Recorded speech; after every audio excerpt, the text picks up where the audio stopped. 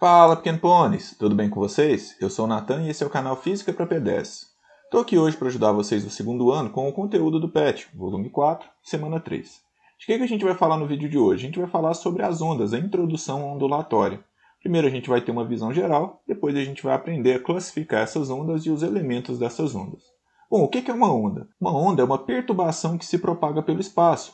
Uma perturbação, uma oscilação, uma informação que se irradia e leva sempre apenas energia junto com ela e nunca matéria, tá bom? Então, quando eu faço uma onda numa cordinha, por exemplo, a energia potencial gravitacional que eu transfiro para a parte que eu movimento, essa energia, ela se irradia. Porém, cada ponto da corda ele não sai do lugar, ele fica apenas oscilando, tá? Ele não se propaga efetivamente, ele apenas oscila, mas sempre em torno de um ponto fixo. Tudo bem? Então a gente tem vários exemplos de onda, como por exemplo a ola, né? O primeiro cidadão levanta e essa informação vai se irradiando através do estádio ou através da arquibancada de forma geral. A pessoa que levantou a primeira vez não saiu do lugar, ela apenas levantou, mas essa informação ela vai se irradiando num pulso ondulatório. Estamos juntos? Beleza, então. Ou quando eu gero uma perturbação na água, essa perturbação que eu gerei, essa informação que eu gerei, ela vai se irradiando pela superfície da água. Todos esses são exemplos de onda. Então é importante a gente entender que um ponto da onda, ela fica apenas oscilando, mas não se desloca efetivamente junto com a onda. Dá para ver aqui que a onda está se propagando para a direita. O pulso gerado aqui ele vai se irradiando para a direita. Porém, as partículas do meio, ou no caso de uma onda eletromagnética, o próprio campo elétrico e magnético ele fica oscilando sem de fato transladar, sair do lugar. Tudo bem? Então, num barquinho, se ele tiver com o motor desligado e apenas sobre a ação de ondas, ele vai ficar subindo e descendo com a onda vindo para a esquerda aqui, mas o barquinho efetivamente ele não sai do lugar. Quando a gente está na praia e a onda já está quebrando, a gente está numa região de corrente de água, né? Essa corrente de água ela empurra a gente efetivamente. Mas antes da zona de arrebentação, a gente fica no máximo oscilando em movimentos circulares, né? A gente vai um pouquinho para trás, depois vai um pouquinho para frente e assim sucessivamente. A gente não sai efetivamente do lugar se não tiver correntes de água junto. Tudo bem? Bom, então agora a gente vai aprender a classificar essas ondas. As ondas elas podem ser classificadas quanto à natureza, em ondas que são mecânicas ou eletromagnéticas. Essas ondas elas se diferenciam por poder se propagar no vácuo, que é onde não tem matéria nenhuma, ou não. As ondas eletromagnéticas, que são alterações, perturbações no campo elétrico e magnético, elas têm a capacidade de se propagar pelo vácuo. O principal exemplo dessa onda é a luz, né? Mas a gente tem uma infinidade de ondas eletromagnéticas. Então a onda eletromagnética ela é uma oscilação em campos elétricos e magnéticos e essa oscilação, essa perturbação vai se espalhando, vai se irradiando. Ondas eletromagnéticas elas conseguem se propagar pelo vácuo, pelo espaço. Estamos juntos? O Sol é a nossa principal fonte de luz e de calor. Tanto irradiação térmica quanto a radiação luminosa elas são ondas eletromagnéticas. E ambas chegam até a Terra porque a luz e a onda térmica é capaz de se propagar pelo vácuo. Já as ondas mecânicas elas não conseguem se propagar pelo vácuo, elas precisam de um meio material para se propagar. São exemplos de ondas em cordas, em molas, na superfície da água e principalmente o som. Estamos juntos? As ondas eletromagnéticas, então, elas se diferenciam entre si pela frequência. Se a gente prestar atenção na amarelinha aqui, ela vibra mais vezes, ela balança mais vezes que a vermelhinha. Isso significa que a amarelinha tem uma frequência maior do que a vermelha e, consequentemente, ela fica mais estreitinha. Esse tamanho de uma onda é chamado de comprimento de onda. Esse comprimento de onda que a gente representa pela letra grega lambda, tá bom?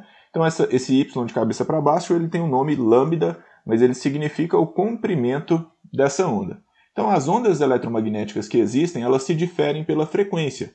A gente tem ondas de alta frequência, acima da luz, que são chamadas de radiação ionizante. E a diferença dessas ondas para a luz é apenas que elas têm frequência maior que a frequência da luz. Mas por que elas são ionizantes? Porque elas têm capacidade de arrancar elétrons das nossas células e gerar mutações, gerar íons nas nossas células.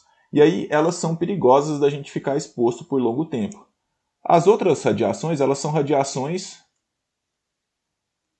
não ionizante. E essa, como ela não tem capacidade de modificar as nossas células, elas não são perigosas de forma geral. Estamos juntos? Então aqui, ó, o que diferencia o infravermelho, que são as ondas térmicas que a gente pode ver com aqueles óculos de visão noturna, da luz, é que o infravermelho está numa frequência abaixo da luz. Você pode ver que quando a gente vai aquecendo muito carvão, por exemplo, ele passa a deixar de emitir apenas calor e começa a emitir luz também, né? Porque a frequência, o movimento das partículas dele foi aumentando, tá bom? Bom, então a diferença entre qualquer onda eletromagnética está apenas na frequência ou comprimento de onda, né? Já que quando eu mudo a frequência, necessariamente eu mudo o comprimento de onda também. As ondas mecânicas, o principal exemplo é a água, ou ondas em molas, ou ondas em cordas, ou o som. Eu diria que o principal que você tem que prestar mais atenção é o som, porque é uma onda que a gente não vê, ela não é óbvia que precisa de um meio material para se propagar. A mola precisa da mola, a água precisa da água, a corda precisa da corda. Mas o som a gente não consegue ver, que é uma vibração no ar, né? Então o som ele é uma onda mecânica, ele precisa de um meio material para se propagar. Ah, Natan, mas eu vi um filme que tinha uma luta no espaço e tinha barulho. Tá errado, tá? No vácuo não existe som, tá bom? Então as naves não fazem piu-piu, se explodir pode ter luz, mas não vai ter som. O som não se irradia pelo vácuo, ele é uma alteração no movimento das moléculas de ar. Quando eu falo, eu faço minhas pregas vocais vibrarem e essa vibração é transmitida para o ar, que vai passando de molécula por molécula do ar até chegar nos seus tímpanos, que vibra os seus tímpanos e você consegue perceber esse som. Então o som ele precisa do ar, ele precisa pelo menos do ar para se propagar. Quanto mais denso for o meio, mais fácil é para o som se propagar. Quanto à direção de propagação, as ondas podem ser transversais, que é quando as partículas do meio oscilam perpendicularmente, ou seja, fazendo 90 graus com a direção de propagação da onda. Nesse caso aqui, se a gente perceber os picos, a onda em si está indo para a direita. Porém, se a gente mirar só uma bolinha, a gente vai ver que ela fica subindo e descendo, mas não vai junto com a onda. A direção que as partículas vibram faz 90 graus com a direção de propagação dessa onda. Por isso elas são chamadas de transversais. Transversais significa exatamente isso, 90 graus. Tudo bem? Então todas as ondas eletromagnéticas elas são transversais e das ondas mecânicas a gente tem ondas em cordas e na superfície da água é considerada muitas vezes como transversal, às vezes como onda mista, tá bom? Então, quando a gente faz ondas em cordas, a gente está criando ondas transversais. Tudo bem? As ondas longitudinais, elas são quando as partículas do meio ficam oscilando na mesma direção em que a onda se propaga. Se a gente perceber esses picos aqui de maior concentração de partículas, essas regiões de maior pressão, elas vão se propagando para a direita. Essa oscilação, essa perturbação vai se propagando para a direita. Porém, as partículas do meio não vão efetivamente, elas ficam oscilando sem de fato ter um deslocamento efetivo. Então, as ondas longitudinais, as partículas do meio vibram na mesma direção em que a onda se propaga. Exemplos disso são ondas em molas, tipo aquelas molas malucas, né? E o som em meios fluidos. Então, quando a gente dá um tapinha na mola, essa mola fica oscilando e a mola que estava na minha mão ela não saiu. Ela só deu uma balançadinha e voltou. Então as partículas no meio oscilam na mesma direção de propagação dessa onda. Tudo bem?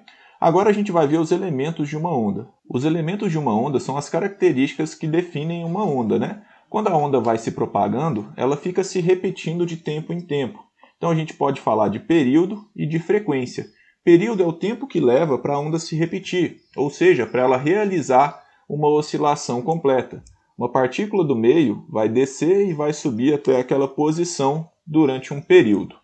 E a frequência é o número de vezes, o número de oscilações completas que eu tenho em um determinado tempo. Dessa forma, a gente tem que um é o inverso do outro. A frequência ela pode ser definida, então, como o número de repetições, o número de oscilações em um determinado tempo. Se eu considerar apenas uma oscilação, esse tempo ele recebe um nome especial, que é o período, que a gente representa pela letra T maiúscula. Então a gente chega à conclusão que a frequência é exatamente o inverso do período. E isso aqui a gente acaba utilizando muito. Se a gente sabe um, a gente sabe o outro, porque um é o inverso do outro. Já o comprimento de onda, eu dei um spoiler anteriormente, é a distância entre dois pontos consecutivos dessa onda.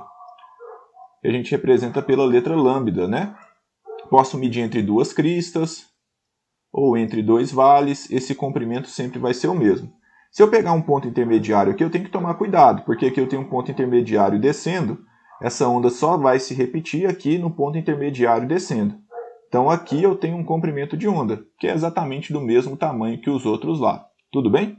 Já a amplitude não é a distância entre o máximo e o mínimo de uma onda, e sim a distância entre um ponto de equilíbrio e um máximo, ou ponto de equilíbrio e um mínimo.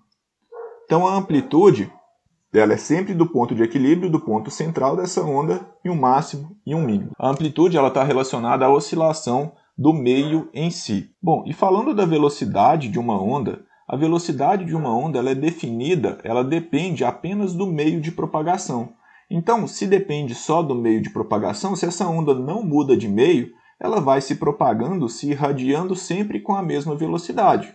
Bom, velocidade constante, a gente pode calcular isso como distância sobre tempo. E isso aqui funciona, tudo bem? Distância sobre tempo. Só que se eu definir uma oscilação, eu tenho que a distância que essa onda percorre até ela chegar lá na outra oscilação é o comprimento de onda. E o tempo, ele é o período, né? O tempo gasto em uma oscilação a gente chama de período. Então a gente também pode calcular a velocidade de uma onda assim. Só que como o período é o inverso da frequência e vice-versa, eu posso trocar o período pelo inverso da frequência. E aí, nesse caso, fica comprimento de onda dividido por 1 sobre a frequência. Conservo a primeira, multiplico pelo inverso da segunda, eu tenho que a velocidade é o comprimento de onda vezes a frequência sobre 1. Ou seja, velocidade é o comprimento de onda vezes a frequência. Como o lambda é bem sugestivo, fica fácil da gente memorizar essa aqui, né? Você lambe ferida, vaca lambe farinha, do jeito que você achar melhor.